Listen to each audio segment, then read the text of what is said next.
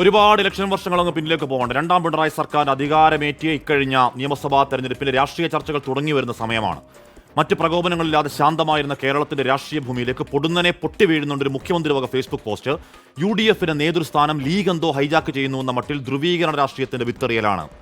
ആ തെരഞ്ഞെടുപ്പിൽ CPMന് ജയിക്കാൻ ആവശ്യം ഭൂരിപക്ഷ പ്രീണനമാണെന്ന പ്രതിപക്ഷാരോപണം ശരിവെച്ച് സാക്ഷാൽ പാർട്ടി സെക്രട്ടറി തന്നെ സങ്കോചങ്ങളില്ലാതെ പറയുന്നുണ്ട് 3 പേരുകളുടെ വർഗീയ ചേർത്തുവക്കൽ. ഹസൻ, അമീർ, കുഞ്ഞാലിക്കുട്ടി. അതിന്റെ തുടർച്ചയിൽ ജമാഅത്തെ ഇസ്ലാമി, മതരാഷ്ട്രവാദം, അടപടലം ലീഗിനെ വിഴുങ്ങി എന്ന കപടരോധനം, പ്രബന്ധപാരായണങ്ങൾ പ്രേക്ഷകർക്ക് ഓർമ്മയുണ്ട്. ആഴ്ചകളോളം ആഞ്ഞുകത്തിയ വിദ്വേഷ നറേറ്റീവിന്റെ വാർത്താദിനങ്ങൾ. ആ തെരഞ്ഞെടുപ്പും കഴിഞ്ഞ് മാസങ്ങൾക്ക് മാത്രം ഇപ്പുറം അന്ന് ജമാഅത്തെ ചാപ്പയടിച്ച് വർഗീയവാദികളാക്കിയവർക്ക് അതേ നാക്കുകൊണ്ട് ഗ്രഹണി പിടിച്ച കുട്ടികൾ ചക്കക്കൂട്ടാൻ കണ്ട ആർത്തിയോടെ ലീഗിനെ LDFിലേക്ക് രാഷ്ട്രീയം മറന്ന് നാണമില്ലാതെ ക്ഷണിച്ചുകൂട്ടിയ നേതൃത്വത്തിന്റെ ഉളുപ്പില്ലായ്മ കണ്ടതാണ് കേരളം. ഈ പോയ ലോക്സഭാ തെരഞ്ഞെടുപ്പിൽ CPMന്റെ ആവശ്യം ഭൂരിപക്ഷമല്ല, ന്യൂനപക്ഷ ധ്രുവീകരണം. മലബാർ മേഖലയിൽ മൈക്കും കെട്ടിയിറങ്ങിയതാണ്. ഇസ്രയേൽ, ഹമാസ്, മുസ്ലിം സംരക്ഷണത്തിന്റെ മൊത്തക്കച്ചവടം, സ്ഥാനാർത്ഥിയിരുന്ന് കൈകൊട്ടിക്കളി, ഒപ്പന, മാപ്പളപ്പാട്ട് 8 നിലയിൽ പൊട്ടിയെന്ന് മാത്രമല്ല അട്ടിമറിക്കപ്പെട്ട് കാവിക്കൂടാരം കയറിയത് കൂട്ടത്തോടെ പാർട്ടിയുടെ പാരമ്പര്യ വോട്ടാണ്. ന്യൂനപക്ഷ കാർഡിന്റെ വാറണ്ട് കയറി അടുത്ത തെരഞ്ഞെടുപ്പിൽ ലക്ഷ്യം ഭൂരിപക്ഷ ധ്രുവീകരണമാണെന്നും അതാണ് വർഗീയ ചാപ്പയടിച്ച് അൻവറിനെ ചാരി മലപ്പുറത്തിന്റെ മണ്ടയ്ക്ക് കയറുന്ന ചേതോവികാരമെന്നും പറയലാണ് പ്രതിപക്ഷം.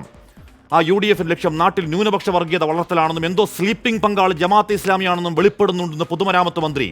നിങ്ങൾ ഈ പറയുന്ന മതരാഷ്ട്രവാദികളുമായി CPMന്റെ ബാന്ധവങ്ങൾ മറന്നുകളയാൻ അതൊക്കെ ഉണ്ടായത് പണ്ടെങ്ങോ കേരളപ്പിറവി കാലത്താണോ റിയാസെ?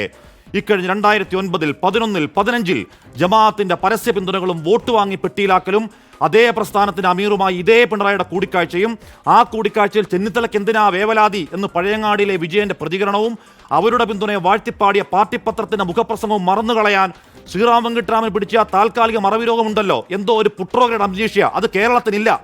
കൂടെ നിൽക്കുമ്പോൾ പൊന്നുമക്കളും പിണങ്ങി മാറിയാൽ ഭീകരവാദികളുമാക്കുന്ന ആ തരാതരം കാവട്യത്തിന്റെ ഭൂതകാലം പറയുന്നവർക്ക് ചാപ്പയടിച്ചു കൊടുക്കാനാണ് തീരുമാനമെങ്കിൽ നിഷ്കളങ്കമായ ജമാഅത്ത് വോട്ടുകൾ നിർബാധം പെട്ടിയിൽ വീണകാരം പറഞ്ഞൊരു പരമസാത്വികനുണ്ടങ്ങ് പാലൊളിയിൽ. സ്റ്റോക്ക് ബാക്കിയുണ്ടെങ്കിൽ ആ വയോധിക സഖാവിന് നെറ്റിക്കടിച്ചു കൊടുക്കണം ഗോവിന്ദ, കാരുണ്യമില്ലാത്തൊരു സുഡാപ്പിച്ചാപ്പ. പ്രിയ പ്രേക്ഷകർക്ക് എൻകൗണ്ടർ പ്രൈമിലേക്ക് സ്വാഗതം.